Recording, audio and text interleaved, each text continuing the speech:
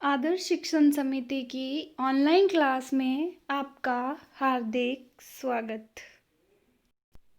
आज हम पढ़ेंगे कक्षा 6 अध्याय 2 भोजन घटक भाग 2। हम पढ़ेंगे प्रोटीन का परीक्षण कैसे किया जाता है। प्रोटीन का परीक्षण करने के लिए हमें जिन चीज़ों की आवश्यकता होती है वह निम्न है। जैसे कि पहले हमें प्रोटीन पाई जाने वाली चीज़ों को लेना है। जैसे कि अंडे में प्रोटीन पाया जाता है, दालों में प्रोटीन पाया जाता है। तो सबसे पहले हम उबली हुई दाल और या फिर एक अंडा लेंगे, या फिर हम दूध भी ले सकते हैं। इसके बाद हमें कॉपर सल्फेट, सोडियम हाइड्रोक्साइड ये सब लेना है। जो कॉपर सल्फेट होता है वह ठोस रूप में होता है। तो सबसे पहले हमें एक परखनली लेके उसमें थोड़ा सा CuSO4 कॉपर सल्फेट, जिसे नीला थोता भी बोलते हैं, उस परखनली में डालकर हमें उसमें थोड़ा सा पानी मिला देना है। फिर हमें सोडियम हाइड्रोक्साइड लेना है। यह भी ठोस रूप में होता है। इसको भी हम थोड़ा सा एक परखनली में लेकर के उसमें थोड़ा सा पानी मिला देते हैं। हम इसका कॉपर सल्फेट और सोडियम हाइड्रोक्साइड का विलयन तैयार कर लेते हैं। फिर हम प्रोटीन का परीक्षण करने के लिए सबसे पहले, जैसे कि हम एक परखनली में थोड़ा सा दूध, या फिर अगर आपके पास अंडा अवेलेबल है तो आप एक परखनली में अंडा ले सकते हैं। अंडे का जो अंदर का जो मैटर होता है वो ले सकते हैं। उसको लेने के बाद में आप उसमें थोड़ी सी मात्रा में जो आपने जल में कॉपर सल्फेट घोला था उसकी कुछ बूंदें हम दूध के अंदर डालते हैं, और थोड़ा सोडियम हाइड्रोक्साइड NaOH, इसको थोड़ी मात्रा में, इसकी थोड़ी बूंदें उस परखनली के अंदर डालते हैं और हिला देते हैं। थोड़ी देर बाद में देखते हैं कि जो विलयन बना है उसका रंग बैंगनी हो जाता है। इससे ये सिद्ध होता है कि उन चीज़ों में, जैसे कि दूध में, अंडे में या फिर दालों में प्रोटीन उपस्थित होता है।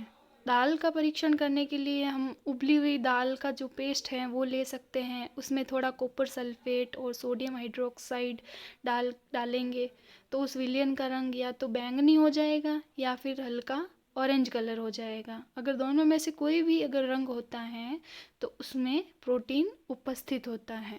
सामान्यतः दालों में सबसे ज़्यादा मात्रा में प्रोटीन पाया जाता है, तो यह परीक्षण हम दाल के साथ में या फिर और भी बहुत सारी चीज़ों के साथ में जिसमें प्रोटीन पाया जाता है उसके साथ में कर सकते हैं।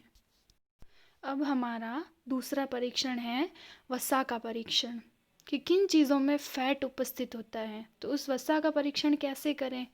तो वसा का परीक्षण करने के लिए सबसे पहले हम एक पेपर शीट लेते हैं, एक सफ़ेद कागज़ होता है उसको लेते हैं, और कुछ जैसे तिल, मूंगफली, इनके दाने लेते हैं, और थोड़ा घी भी लेते हैं एक कटोरी में, और थोड़ा तेल भी लेते हैं। इन सब चीज़ों को हम ले लेते हैं। इनको लेने के बाद में हम सफ़ेद कागज़ पर सबसे पहले, जैसे कि हम बादाम भी ले सकते हैं, बादाम में भी तेल होता है, तिल में भी तेल होता है, मूंगफली के दानों में भी तेल होता है। तो हम मान लो हमने एक छोटा सा मूंगफली का दाना लिया और उस वाइट पेपर पर हम उसको दबा के रगड़ते हैं, टुकड़े करते हैं उसके।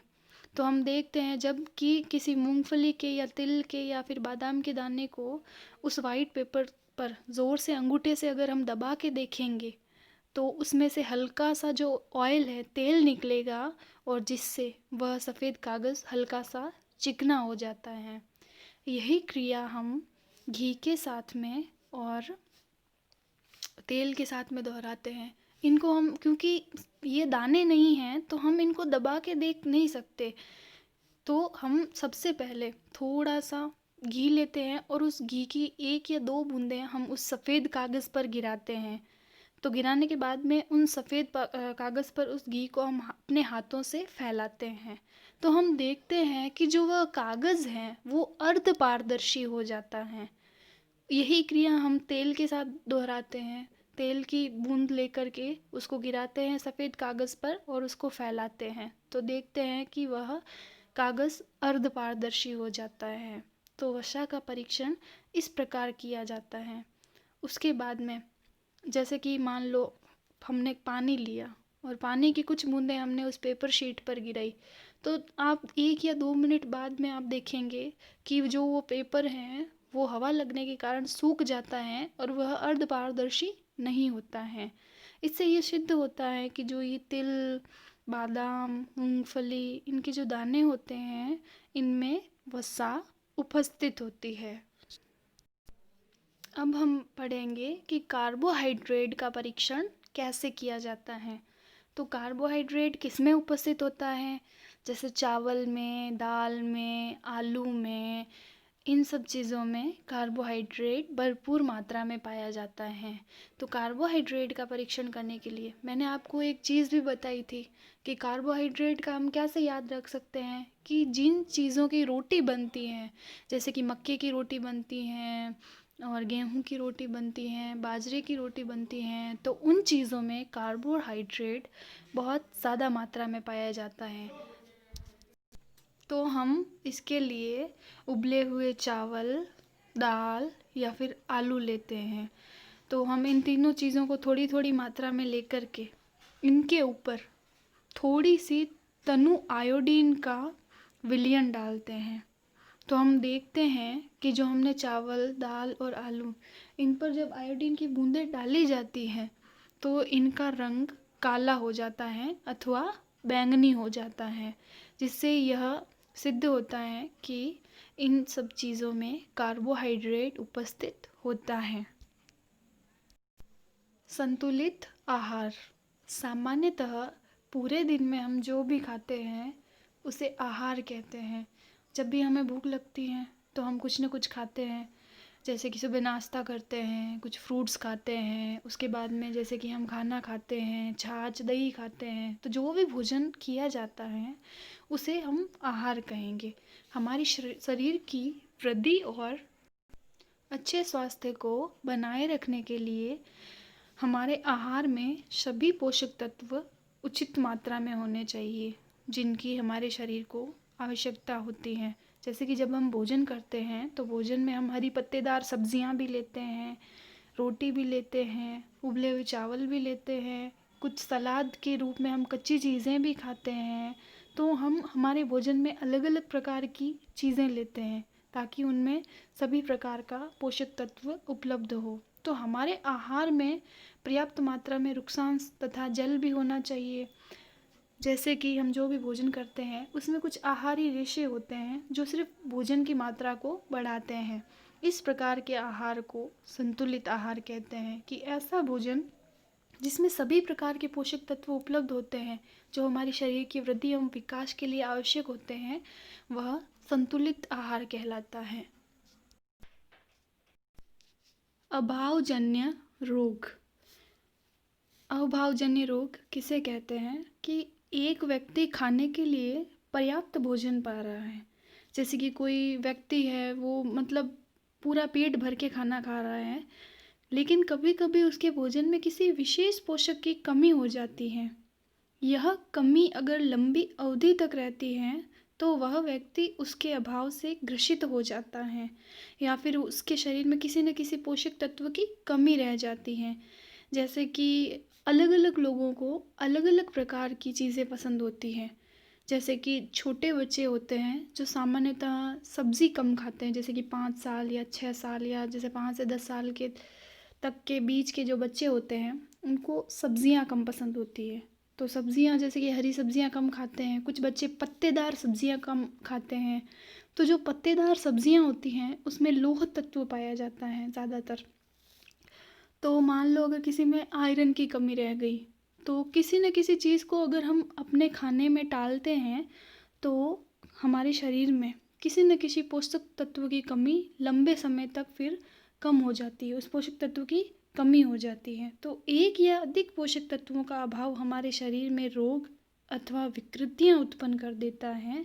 वे रोग जो लंबी अवधि तक पोषक के अभाव के कारण होते हैं उन्हें अभावजन्य रोग कहते हैं। किसी न किसी पोषक तत्व की कमी के कारण जो रोग हो जाते हैं, जैसे कि पर्याप्त मात्रा में भोजन करने के बाद भी वह पोषक तत्व हमें नहीं मिल पाते हैं। क्यों? क्योंकि हम अपने खाने में उन चीज़ों को टालते रहते हैं, तो हमारे शरीर में उस पोषक तत्व की कमी रह जाती है, तो वह अभावजन्य रोग कहलाते हैं।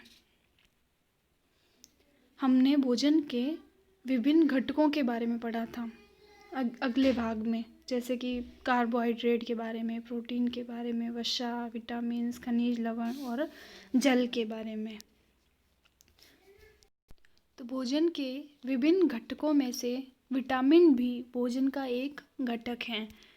विटामिन कई प्रकार के होते हैं, जैसे कि vitamin A, vitamin B, vitamin C, vitamin D, vitamin E, vitamin K, कई प्रकार के विटामिन पाए जाते हैं।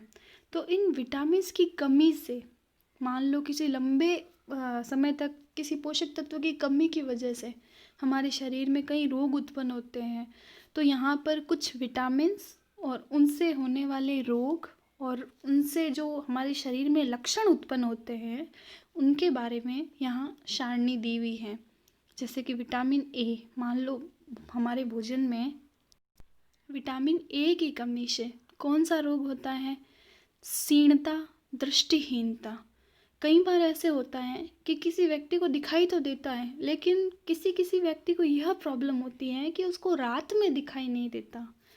सामान्यतः जैसे इसे रंतोंधी कहा जाता है कि विटामिन ए की कमी से रंतोंधी रोग होता है, रतौंधी। तो इसे मतलब सामान्य बोलचाल की भाषा में रातिंदा भी कहा जाता है। जैसे कि इससे रोग से क्या होता है कि रात्रि में, शाम के समय दिखाई नहीं देता है। जैसे इसके लक्षण दिए हुए हैं: कमज़ोर दृष्टि, अंधेरी रात में कम दिखाई देना, कभी कभी पूरी तरह से दिखाई देना भी बंद हो जाता है। इस रोग की जैसे अधिकता हो जाती है तो एकदम पूरी तरीके से दिखाई देना भी बंद हो जाता है। अगला दिया हुआ है विटामिन बी। अगर हमारे शरीर में विटामिन बी की कमी होती है तो उससे बेरी रोग होता है, जिससे जो हमारे शरीर की जो मांसपेशियां हैं वो दुर्बल हो जाती हैं और काम करने की ऊर्जा में कमी होती है। क्योंकि सामान्यतः तो जो ज़्यादातर काम होते हैं वो हम अपने हाथों की सहायता से पूरा करते हैं, तो अगर मांसपेशियां ही कमज़ोर होगी तो ऊर्जा की कमी आने की वजह से हम काम को कर नहीं पाएंगे। आगे हैं विटामिन सी की कमी से रोग होता है स्कर्वी। इस रोग की वजह से हमारे जो मसूड़े हैं उनमें खून आना स्टार्ट हो जाता है। कई बार देखते हैं कि जब ब्रश वगैरह करते हैं या फिर खाना वगैरह खाते हैं तो उसके बाद इस विटामिन की कमी से जो बच्चों के मसूड़े हैं उनमें से खून निकलना चालू हो जाता है और घाव भरने में अधिक समय, मान लो हम कहीं गिर गए तो हमें चोट लगी तो वो चोट जल्दी से ठीक नहीं होगी, घाव भरने में ज़्यादा समय लगेगा। अगला दिया हुआ है विटामिन डी। विटामिन डी की कमी से रिकेट्स रोग होता है।